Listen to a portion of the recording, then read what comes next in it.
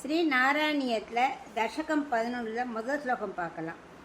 கிரமேண சர்க்கே பரிவர்தமானே கதாபி திவ்யாசனகாதயஸ்தே பவத்விலோகாய விகுண்டலோகம் பிரபேதிரே மாருத மந்திரேஷ.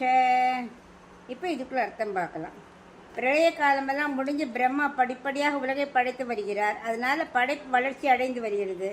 அப்போ ஒரு தடவை தெய்வீகமான இந்த சனத்குமார்கள் இருக்கார்ல, சனகாதி முனிவர்கள், அவெல்லாம் குருவாயூரப்பா உன்னுடைய தரிசனத்தை பெறுவதற்காக காரிய வைகுண்டத்தை அடைந்தார்கள் அப்படிங்கிறத. காரிய வைகுண்டம்ங்கிறது லீலா விபூதியிலேயே இருக்கு. அந்த நித்திய விபூதியில் இருக்கிற வைகுண்டம்ங்கிறது வேற. இங்கே காரிய வைகுண்டம் மற்ற எல்லா முனிவர்களும் தரிசனம் பண்ணுறதுக்காக ஒரு வைகுண்டம். அங்கே பகவான், நித்திய சூரிகள், கருடன், தேவிமார்கள் எல்லாரும் இருப்பா. அதை அங்கே வந்தார்கள் அப்படின்னு பட்டத்திரி சொல்கிறார். ஸ்ரீ நாராயணியத்தில் தசகம் 11 2வது ஸ்லோகம். மனோஜனை ஸ்ரேயச காணநாத்யைஹி அநேக வாபி மணி மந்திரைஷ்ச அனோபமம் தம் பவதோ நிகேதம் முனீஸ்வரா பிராபுர தீதகக்ஷ்யாக. இப்போ இதுக்குள்ள அர்த்தம் பார்க்கலாம்.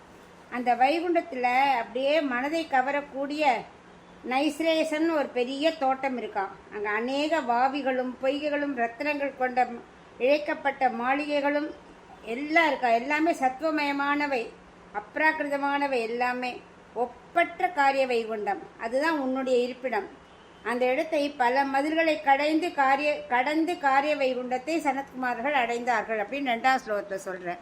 ஸ்ரீ நாராயணியத்தில் தசகம் 11 3வது ஸ்லோகம். பவதி திருக்ஷூன் பவனம் விவிக்ஷூன் வாஸ்தௌஜயஸ்தான் விஜயோப்யருந்தாம் தேஷாம் ச சித்தே பதமாபகோபக சர்வம் பவத் பிரேரணையைவ பூமன். இப்போ இதுக்குள்ள அர்த்தம் பார்க்கலாம். குருவாயூரப்பா உன்னுடைய தரிசனத்தை பெற வேண்டுங்கிறதுக்காக உன்னுடைய இருப்பிடத்திற்குள்ள நுழைய விரும்புகிறார்கள் அந்த சனத்குமார்கள். அவர்களை என்ன பண்ணா, துவாரபாலகரான ஜெய விஜயன் தடுத்துட்டா.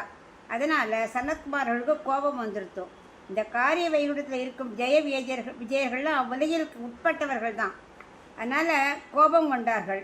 இந்த பகவானை எல்லாமே ஒரு பகவானோட சங்கல்பந்தான். ஏன்னா ஏற்கனவே ஜெய விஜயர்கள் தாயாற்ற அபசாரப்பட்டிருக்கா. அதனால அப்பவே இவ சங்கல்பிச்சுட்டார். ஒரு சந்தர்ப்பம் வரைச்சு இவாளுக்கு இது கொடுக்கணுங்கிறதுக்காக. அப்படி பாகவதர் அபச்சாரம் பட்டதுனால பகவான் ஜெய விஜயர்களுக்கு சாபம் கொடுக்கும்படி சனத்குமார்கள் மூலம் செய்ய வைத்தார். குருவாயூரப்பா இவை அனைத்தும் இல்லை என்று வேற என்னவா இருக்க முடியும் அப்படின்னு பட்டத்திரி சொல்றார்.